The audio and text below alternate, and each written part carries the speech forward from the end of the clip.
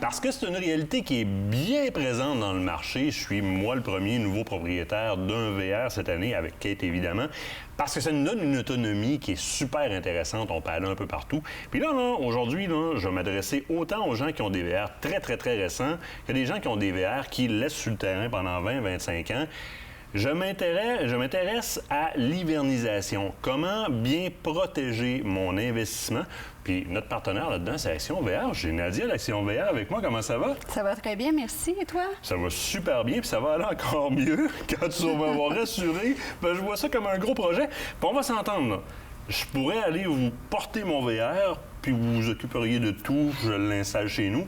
Mais j'aimerais le faire moi-même. Si je décide de ne pas vous la donner pour que vous fassiez l'hivernation, et etc., qu'est-ce qu'il y a à faire pour préparer ma roulotte pour l'hiver?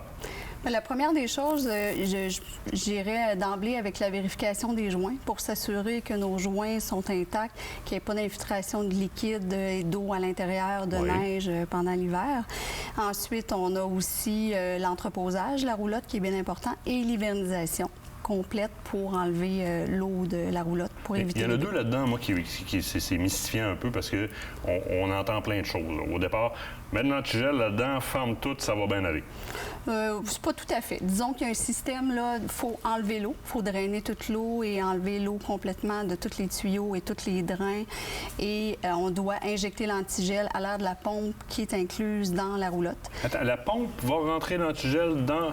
Oui, c'est ça, la pompe que vous avez présentement dans votre roulotte. Oui. Elle pompe l'eau de la toilette, mais c'est elle aussi qu'on sert à l'aide d'un petit boyau qui est déjà connecté sur la pompe.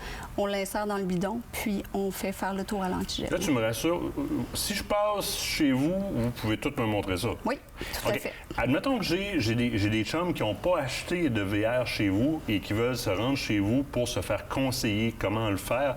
Vous êtes à même si ce n'est pas des clients qui ont acheté chez vous, de leur montrer puis de leur vendre les produits pour le faire? Oui, tout à fait, parce qu'on est là pour ça, c'est notre spécialité, puis ça nous fait plaisir de le montrer aux clients. Ça peut être des futurs clients aussi. Fait que prenez des notes, là, mais vous pouvez aussi passer. Ils ont 5 centres de service. Action VR, 5 centres de service, tu vas là, ils vont te montrer comment faire. C'est ça que je vais faire après, mais j'aurais rien retenu de toute façon, ou tu réécoutes l'émission. Fait que ça, c'est une chose. Là, j'ai l'antigel dans mon système, fait que je briserai pas.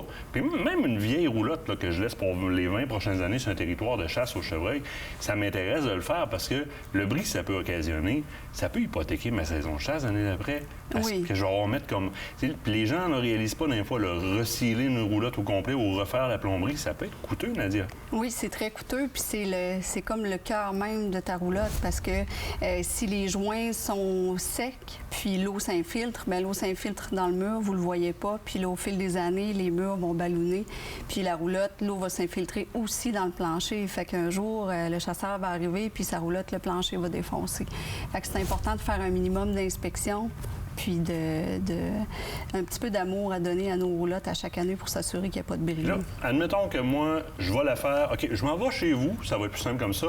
Vous allez inspecter mes joints, vous allez l'hiverniser, puis là, je repars après pour l'entreposer chez nous. Une bonne vieille bâche là-dessus, puis je suis correct, qu'on déneige. Ne jamais mettre de bâche de plastique idéalement, parce que si tu mets une bâche de plastique, ce qui va arriver, c'est que là, elle va emmagasiner l'humidité, puis ça va créer de la moisissure et des mauvaises odeurs dans la roulotte. Fait que ça sera pas plaisant au printemps. Fait qu'il y a des toiles spécialisées qui se vendent pour les roulottes? Oui, c'est des toiles qui sont vraiment, qui respirent, qui sont garanties aussi plusieurs années. Fait qu'on met sur la roulotte, puis ça va empêcher l'infiltration d'eau. Puis le soleil aussi, les rayons du soleil. Je m'occupe de déneiger régulièrement. Ça, c'est pas une vieille croyance. La toiture, il faut la déneiger. Non, c'est important de la déneiger, puis de laisser toujours un petit minimum de neige dessus pour pas justement, avec les outils puis la pelle, accrocher la tôle ou accrocher un air climatisé qui est en plastique, puis on casse quand... Comme on ferait sur une toiture, mettons. Là. Oui, je veux pas aller gratter le bardeau, fait que je m'en laisse un petit peu. C'est ça. Question qui peut avoir l'air niaiseuse comme ça. Tu sais, les pattes stabilisatrices, là, moi, j'ai l'habitude de la mettre somewhat au niveau pour être bien dedans. Quand tu l'entreposes comme ça, c'est quand même une partie mécanique. Je l'expose sous au froid en l'accotant ses pattes ou...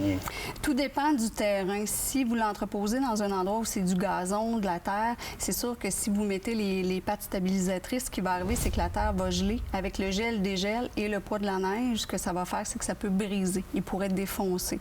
Fait que si vous êtes sur un terrain de terre, moi, je le conseillerais pas. Si vous êtes sur l'asphalte ou dans un entrepôt de béton, là, il n'y aurait pas de problème. Puis ce serait important aussi de laisser un petit un petit niveau, Un angle. là, un petit angle là, pour s'assurer que l'eau s'écoule de la roulotte. Toi, j'aurais pas pensé à celle-là. Ouais. Parce que sinon, si je suis sur le mou, je laisse ça sur les roues. Si je suis sur le plat, là, sur les roues avec des bloqueurs, là, les bloqueurs Ouais. de plastique que vous m'avez C'est ça. vendus, puis ça apine. C'est ça. Littéralement comme ça. Est-ce que je dois m'occuper de lubrifier certaines parties avant l'hiver?